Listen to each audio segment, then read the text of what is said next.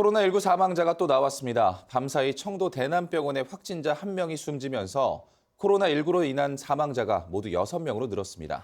지금까지 대구 경북의 확진자가 500명을 넘은 가운데 오늘도 확진자가 속출할 것으로 예상되는데요.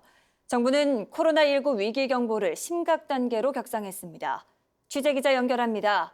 박철희 기자. 네, 박철입니다. 네, 사망자가 또 늘었군요.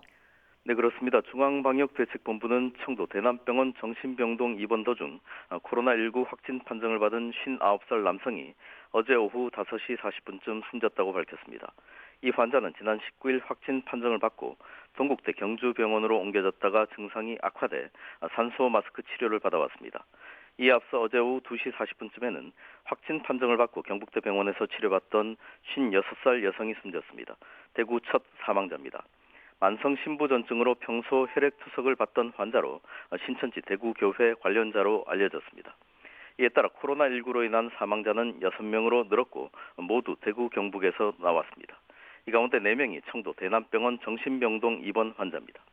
밤사이 확진자도 늘었습니다.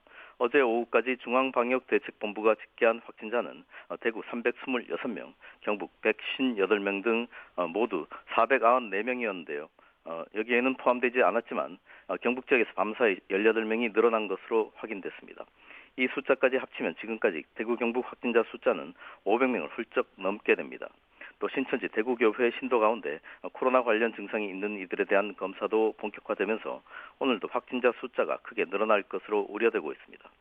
사태가 이처럼 심각해지자 결국 정부는 어제 코로나19 위기 경보를 최고 수준인 심각 단계로 격상했습니다. 대구 경북의 첫 확진자가 나온 지 닷새 만입니다.